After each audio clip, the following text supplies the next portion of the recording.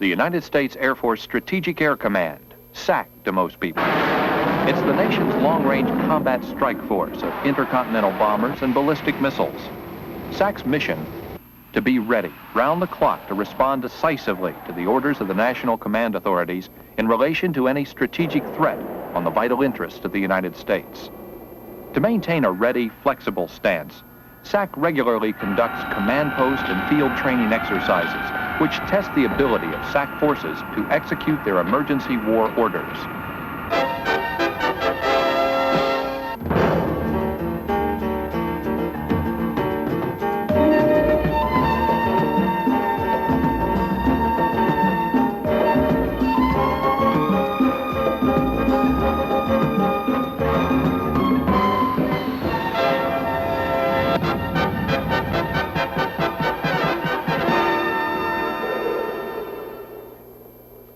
Normally, such an exercise begins here in the headquarters SAC Underground Command Post with a simulated change in the worldwide alert condition.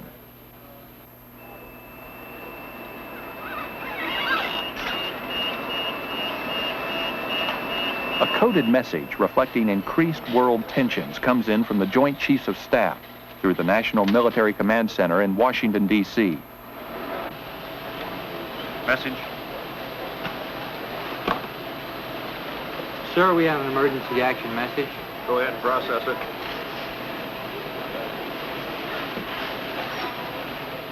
The headquarters SAC Command Post Emergency Action Team receives the message and retransmits it to all subordinate units. Sir, we'll be building the message. At the same time, the senior controller initiates a pyramid alert recall of the SAC headquarters battle staff and key military personnel.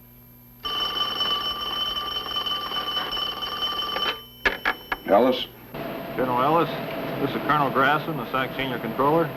An immediate recall of the battle staff has been initiated. Roger. I'll be right down.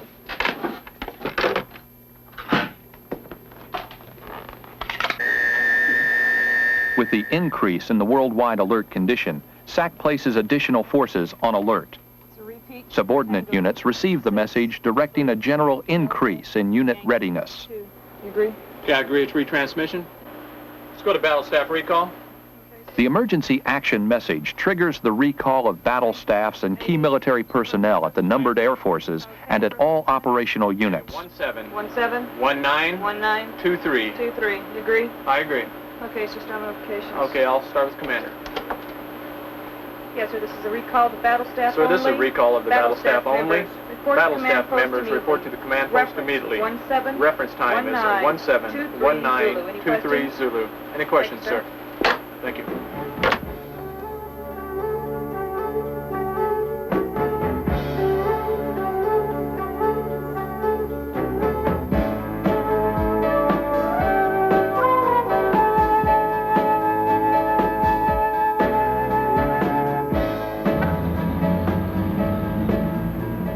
Once personnel are recalled and the battle staffs formed, the SAC commander and his staff monitor the generation of aircraft and missile forces.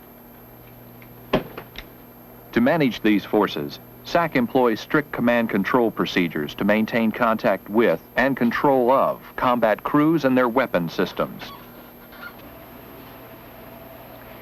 General Ellis, I'm Colonel McClure, Chief of the Support Battle Staff, briefing you on the initiation of this exercise.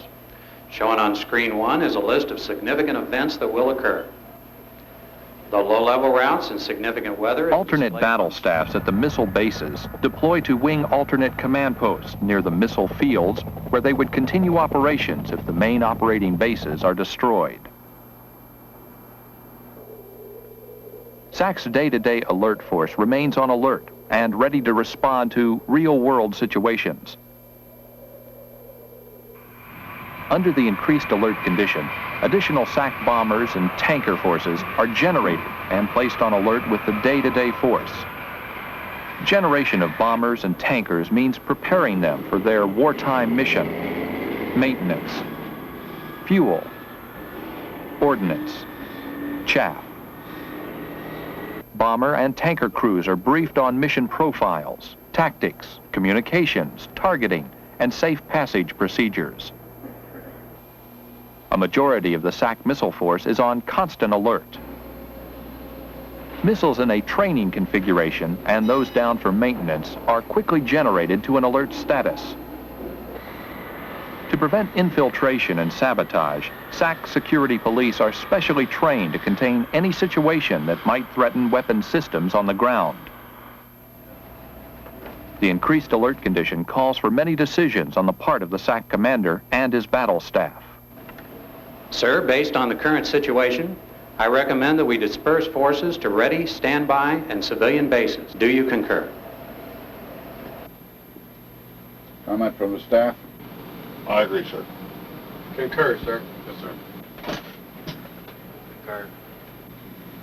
All right. Recommendation approved. Thank you, sir. Based upon the briefing, the SAC commander elects to disperse a portion of the generated force to other military and civilian bases. The additional dispersal bases increase the targeting problems for the enemy and provide more runways to launch aircraft in a shorter period of time. This enhances their survivability by getting them airborne faster to avoid being caught on the ground by enemy missiles. In support of these aircraft, teams of operations, maintenance, security, and communications personnel are transported to the dispersal bases. As simulated tensions again increase, the national command authorities declare a further increase in the worldwide alert condition. In response, the SAC commander orders full generation of all remaining SAC bomber and tanker forces.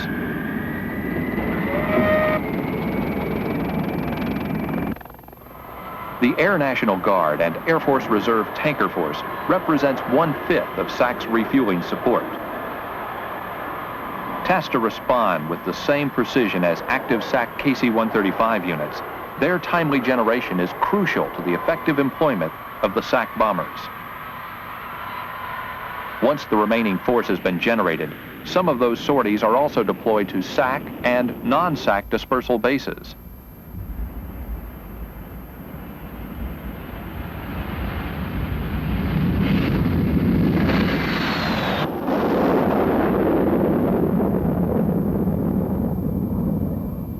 With any significant increase in emergency war operations, additional personnel are needed to augment combat support forces. To meet this need, SAC's War Skill program trains people who are in non-combat positions to function in other specialties, for which there would be an urgent need during the first stages of conflict. The program involves training and use of these personnel to supplement critical skills such as pavement maintenance, construction, law enforcement, and medical service and administration. During the exercise, disaster control teams are prepared to manage aircraft crashes, fires, large fuel spills, and other accidents. To assist in the exercise realism, communications personnel jam intra-base radio frequencies and telecommunication systems. This provides base personnel with the opportunity to practice overcoming the electronic interference they would encounter in a combat environment. Others monitor intra-base radio and telephone networks to evaluate communication security. As simulated enemy provocation increases, the Joint Chiefs direct an airborne alert as a show of force to demonstrate resolve. In response to the directive, the SAC commander orders selected bombers and tankers to fly airborne alert. The emergency action team directs the field units to implement airborne alert. Based on your previous decision to implement and execute the Giant Lance missions, those forces are launching and will proceed to the orbit areas indicated on screen 3. Over the next several hours, the crews are briefed, the mission reviewed, and the aircraft launched.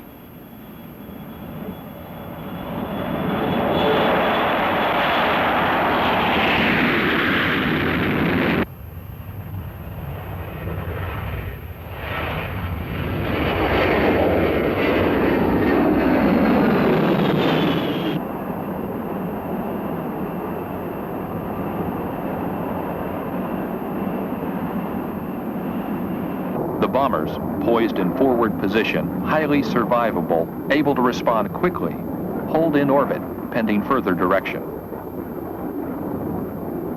In anticipation of further hostilities, various support teams are dispatched to forward operating locations and remote U.S. areas. The purpose is to enable SAC to continue operations and to recover its forces in the event a strategic nuclear attack destroys its main operating bases. A headquarters emergency relocation team representing key offices in SAC headquarters deploys to a remote location where it would carry on if the headquarters were destroyed. Bomber control, bomber mobile recovery, and tanker recovery teams move to their off-base hold points for survivability and await the order to proceed to their pickup airfields. These teams consist primarily of maintenance personnel whose job it is to perform essential maintenance on post-strike bombers and tankers at forward operating locations, preparing these aircraft for return to surviving bases. As the threat increases, the order is issued to launch the post-attack command control aircraft. These aircraft will augment the SAC Airborne Command Post, which flies constant airborne alert round the clock. Purpose? To back up the SAC Underground Command Post and battle staff, should it be destroyed. Headquarters SAC, General Ellis. An all-out enemy attack appears imminent. Pending the President's decision to counterattack, the SAC commander makes a decision to launch the SAC aircraft under positive control. General Ellis, we have indications of multiple ICBM launches threatening North America. This activity is now displayed on the balcony monitors behind you. SIGNORAD assessment and decision time remaining is also shown. We await your decision on positive control loss of the force for survival. Sir, your decision time is shown here. Launch the force under positive control. I'm going airborne. Yes, sir. The aircraft will launch and proceed along their planned routes and hold short of enemy territory, awaiting further instructions.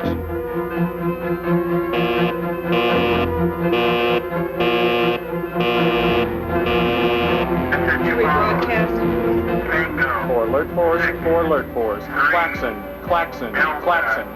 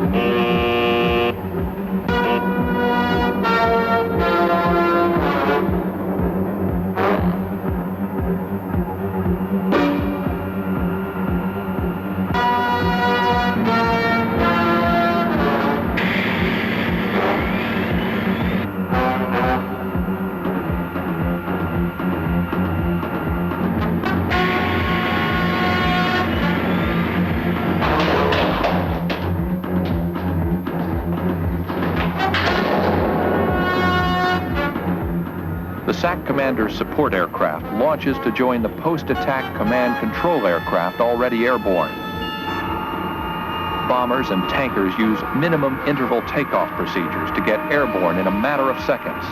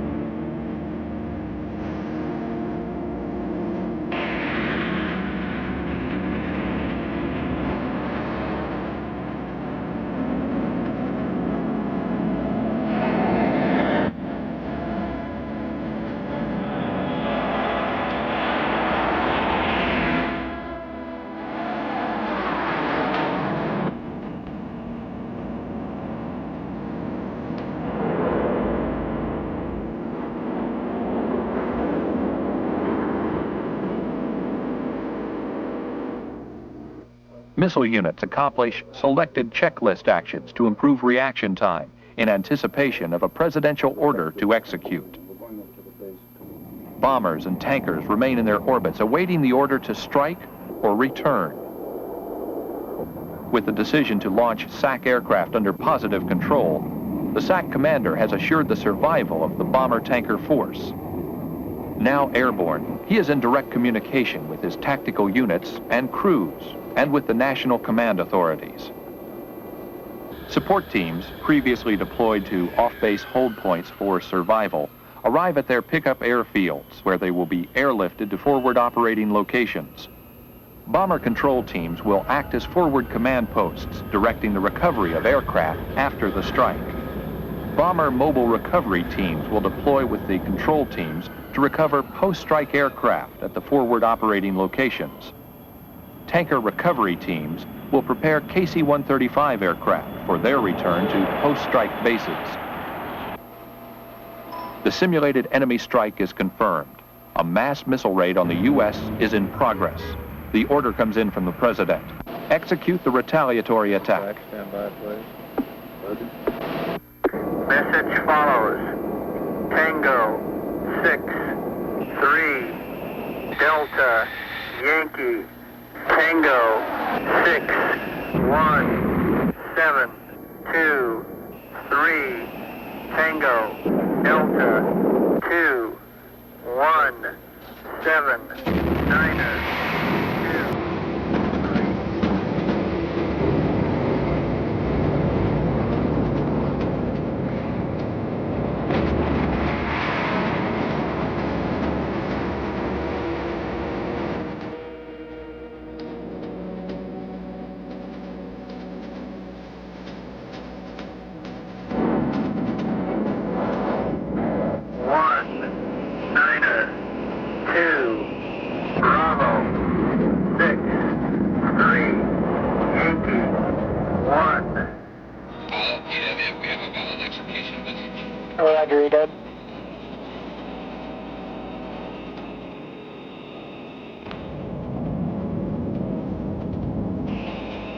We're up the IT, bomb on checklist.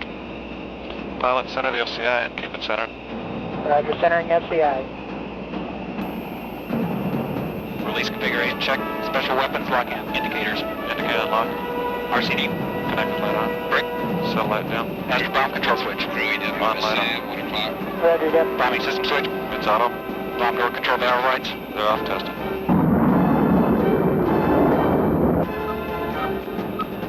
That's it. 10 seconds to go. That's a 12 spot. Roger.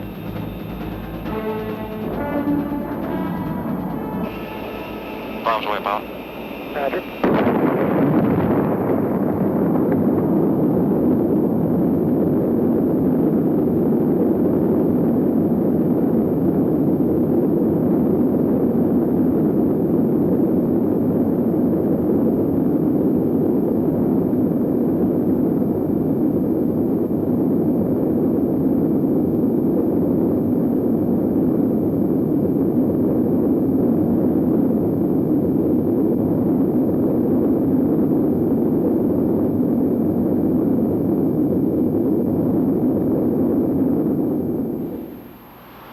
Following the counterattack, reconnaissance aircraft head for target areas to assess the damage. The SAC commander continues to monitor his forces, those executed and those that will be needed for follow-up strikes. The primary bomber force has struck its targets and simulates returning to the United States.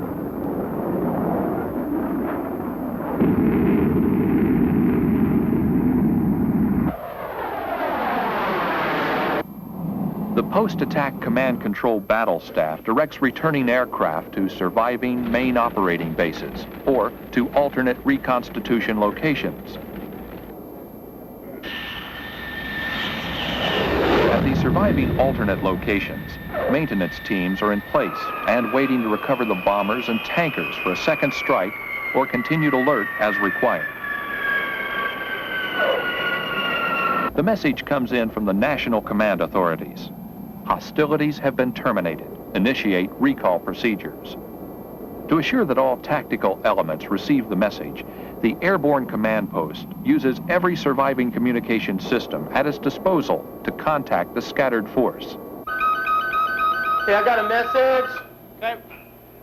This includes the Emergency Rocket Communication System, a Minuteman missile with a communications package in place of its warhead. Depressed, illuminated. Okay, I've got a hack. Record start is depressed, got a hack. Alpha, 0, Tango. The missile is then launched by the Airborne Launch Control Center. Tango, Echo, Romeo, Mike, India, November, Alpha, Tango, Echo, Romeo, Mike, India, November, Alpha, Tango, Echo, Romeo, Mike, India, November, Alpha, Tango, Echo, Romeo.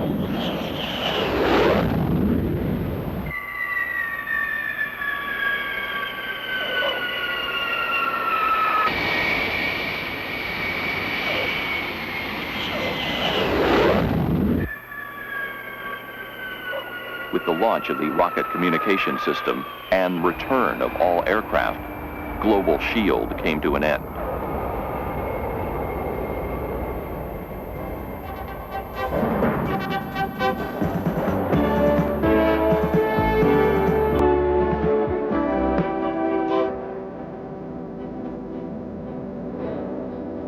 As the nation's first line of defense against strategic attack, SAC is constantly preparing for the unthinkable, maintaining forces that are prepared round the clock to retaliate with such devastating power that a potential aggressor would consider an attack on us unprofitable.